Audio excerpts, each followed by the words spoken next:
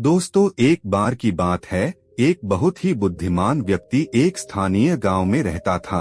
वो बुद्धिमान व्यक्ति उस गांव का मेयर था और गांव का हर कोई व्यक्ति उसका सम्मान करता था। उसके विचारों और राय को अच्छी तरह से स्वीकार किया जाता था। कई लोग सलाह लेने के लिए उसके पास आते थे, लेकिन उसका बेटा हालांकि बहुत आलसी था। सोने और अपने दोस्तों के साथ समय बिताने में अपना समय बर्बाद करता था। किसी की भी सलाह या धमकी का उसके ऊपर कोई भी असर नहीं पड़ता था। वो बिल्कुल भी नहीं बदला और साल बीतते गए और समय के साथ साथ उस बुद्धिमान व्यक्ति की जवानी भी खत्म होती जा रही थी। जैसे जैसे वो बूढ़ा होता चला गया, वो अपने बेटे के भविष्य के बारे में सोचकर चिंतित होने लगा।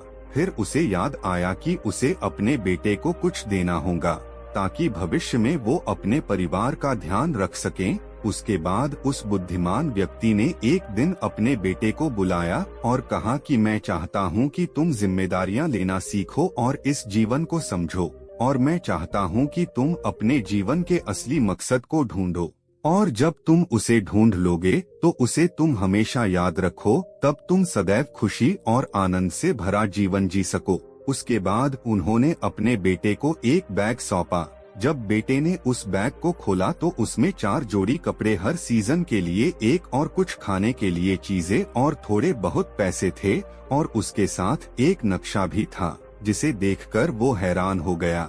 फिर उसके पिता ने उसे कहा कि मैं चाहता हूँ कि तुम एक खजाना ढूंढो, और मैंने उस जगह का एक नक्शा भी तैयार किया हुआ है जहाँ खजाना छिपा हुआ है। तुम्हें उसे ढूंढकर मुझ तक लाकर देना होगा।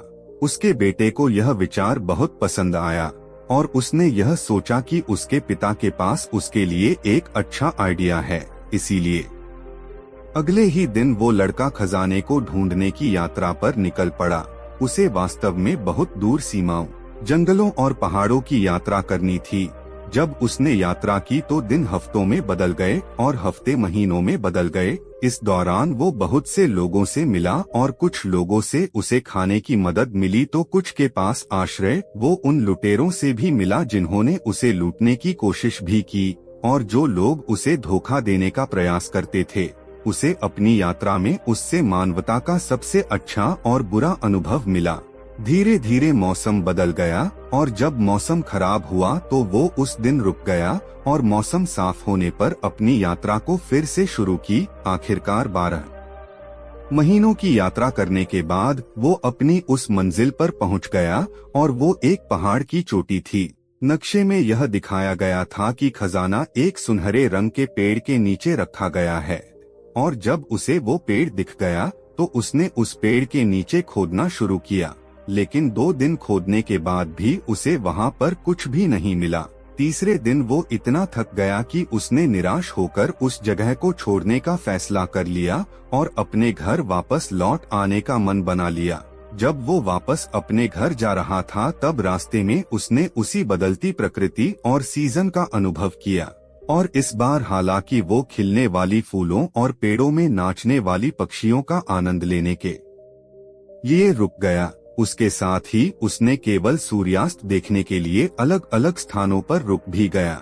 उसे पहाड़ की चोटी पर पहुंचने के लिए 12 महीनों का समय लगा और फिर से घर लौट में भी 12 महीनों का समय लगा। भोजन उसने अपने साथ रखा हुआ था, वो केवल कुछ ही महीनों तक चला। अब उसे अपने खाने पीने और रहने की व्यवस्था करना सीखना था, और उसके साथ ही उसे जंगली जानवरों से खुद की रक्षा करना भी सीखना था। और उसने यह सीखा भी। घर लौटते वक्त वो उन लोगों से मिला जिन्होंने उसे पहले मदद की हुई थी, और इस बार वो उनके साथ कुछ दिन रहा भी। और अंत में जब वो लड़का अपने घर पहुंचा तब उसे यह एहसास हुआ कि उसे घर से गए 2 साल हो गए। उसके बाद वो लड़का सीधे अपने पिता के कमरे में गया। जब उसके पिता ने यह देखा कि लड़का बहुत दिनों के बाद घर लौट आया है तो पिताजी तुरंत खड़े हुए और अपने बेटे को गले लगाया और पूछा कि तो यात्रा कैसी रही मेरे बेटे, क्या तुम्हें वह खजाना मिल गया? यात्रा तो बहुत ही अच्छी रही, लेकिन मुझे माफ कीजिए, खजाना नहीं ढूंढ पाया क्योंकि किसी ने मेरे वहां पर पहुंचने से पहले ही खजाने को निकाल लिया। यह सुनकर पिता को आश्चर्य हुआ, पर वे बेटे पर क्रोधित नहीं हुए। फिर उस बेटे ने अपने पिता से क्षमा मांगी कि मैं खजाना लाने में असफल रहा। फिर पिता ने मुस्कुराकर कहा कि वहाँ पर ऐसा कोई खजाना था ही नहीं। यह सुनकर बेटा क्रोधित तो नहीं हुआ, लेकिन बहुत हैरान था। बेटे ने कहा कि तो फिर आपने मुझे उसे ढूंढने के लिए क्यों भेजा? पिता ने फिर कहा कि मैं तुम्हें निश्चित रूप से बताऊंगा कि मैंने तुम्हें वहाँ पर क्यों भेजा, लेकिन उससे पहले तुम मुझे यह बताओ कि उस स्थान पर तुम्हारी यात्रा कैसी रही और क्या तुमने उसका आनंद लिया? फिर बेटे ने कहा कि निश्चित रूप से नहीं पिताजी, क्योंकि मेरे पास समय नहीं था और मैं चिंतित था कि कोई और व्यक्ति मुझसे पहले उस खजाने को निकाल कर ले न जाए।